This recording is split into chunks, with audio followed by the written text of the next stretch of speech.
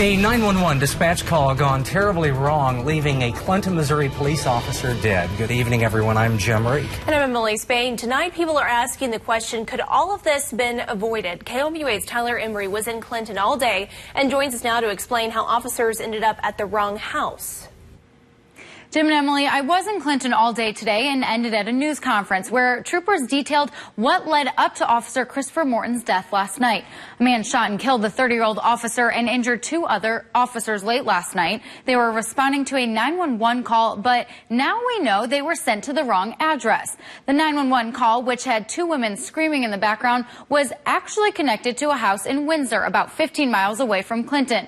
Authorities said today they have no idea what caused the wrong information to get sent out. And right now, they don't know where the address in Clinton came from. Still, dispatchers somehow sent 3 Clinton officers there instead of the correct address in Windsor. When officers went inside the wrong house, suspect James Waters began shooting at police, killing Officer Morton. We have to follow up on 911 calls. We have to make sure that when we arrive, just because someone says that everything's okay, we can't take that at face value. We have to continue the investigation, and they did that, and they did that heroically. Waters was later found dead when SWAT re-entered the home around midnight. Another woman living in the home was arrested for having meth with the intent of selling it. There are still a lot of unanswered questions about how and why everything unfolded. Police assured they are investigating all the events. In the studio, Tyler Emery, KOMU8 News. Officer Morton is the second Clinton police officer killed in the line of duty in less than a year. 37-year-old officer Gary Michael was killed in August after pulling over an SUV for a traffic stop. Ian McCarthy, who's accused of killing Michael, pleaded not guilty to a first-degree murder charge. The Henry County prosecutor said last month he will seek the death penalty.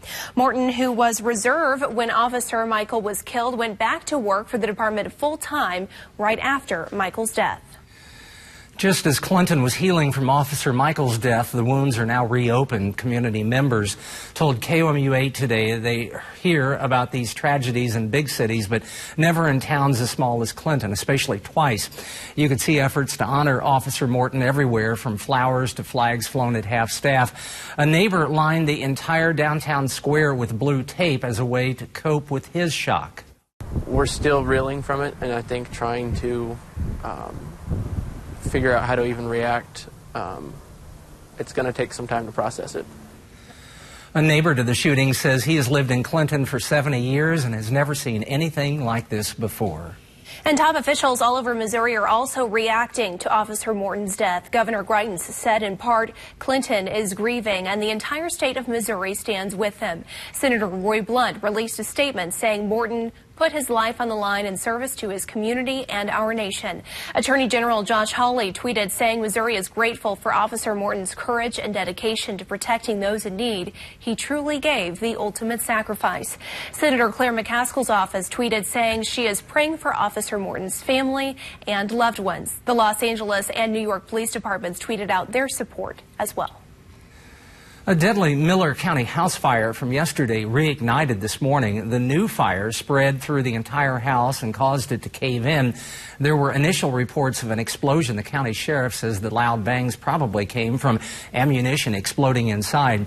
Sandra Bush was found in the house after yesterday's fire. Sheriff Louis Gregory talked today about how the fire might have started. We worked closely with the fire marshal's office last night, and the initial report sounds like they're going to rule it as electrical, but that's not final. Firefighters said when they first arrived at the house yesterday, the heat and flames were so intense they could not get inside.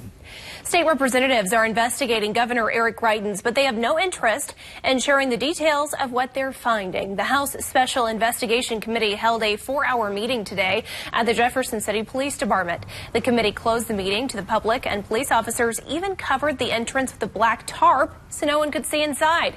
The chair of the committee had very few words for reporters after the meeting. I think you're wasting your time asking questions.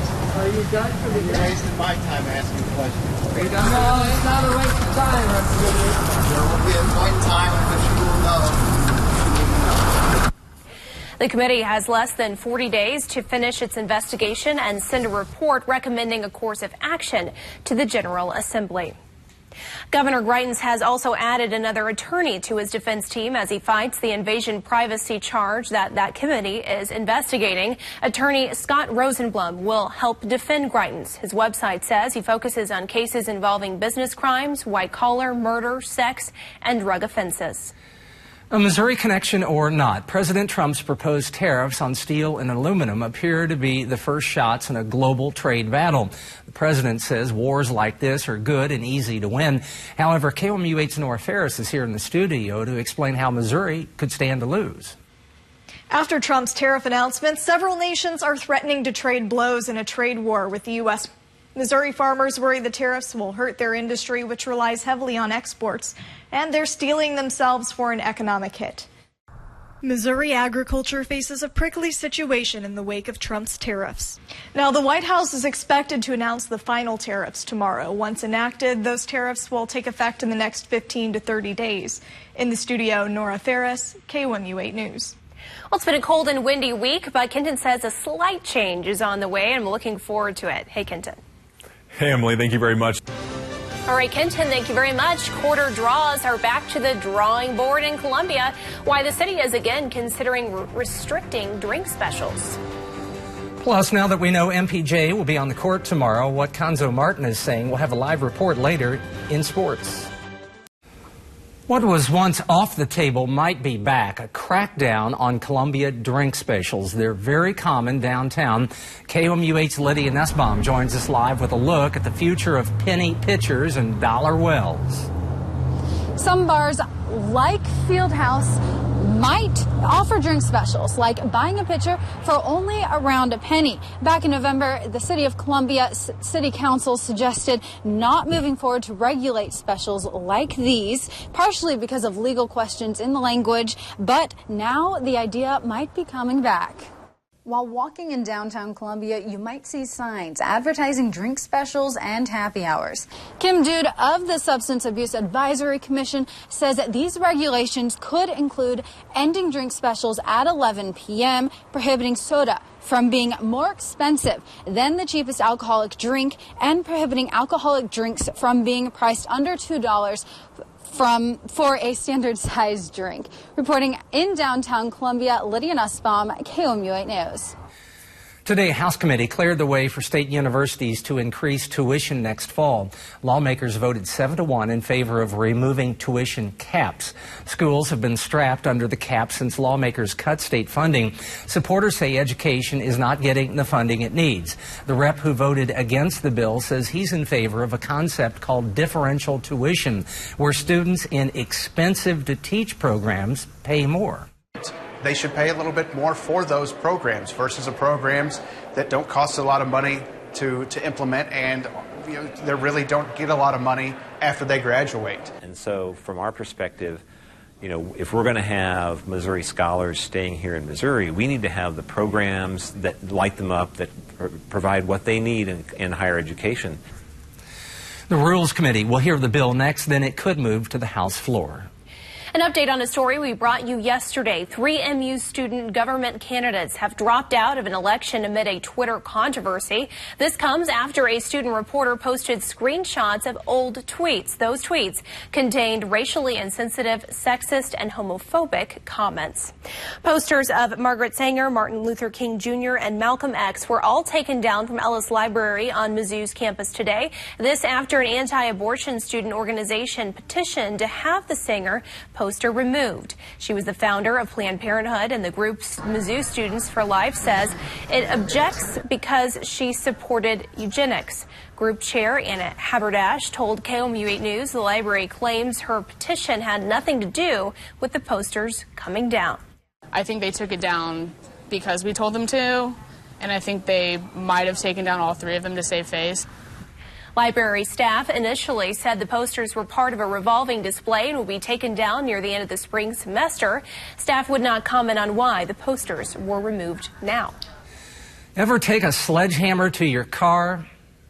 Probably not. But students at MU got to beat up someone else's old car to relieve stress today. The event was a fundraiser for the American Cancer Society. Students agree it was a great way to loosen up and let off some steam. A counselor says destroying things could have a negative effect. She says the best way to get rid of stress is exercise, like running, push-ups, or sit-ups. Or going golf, right, Jim? Yeah, throwing your golf. Yeah. Take a look at the flight forecast for the day tomorrow. We're not expecting any delays here at these areas, just some cloud cover and a bit of a cold one here in Missouri. But we have warmer temperatures ahead for the weekend and some more rain chances. I'm tracking those right after the break. Sanctuary cities are supposed to be a place for refuge. The Trump administration says they're a safe haven for the wrong types. Welcome back. Attorney General Jeff Sessions is criticizing state officials for sanctuary city laws protecting undocumented immigrants. Sessions specifically took aim at Oakland's mayor for warning her community that federal immigration officers were about to carry out a mass raid. He says 800, quote, wanted criminals escaped arrest. The Justice Department has filed a lawsuit against California, saying the state is trying to keep people from enforcing federal immigration law.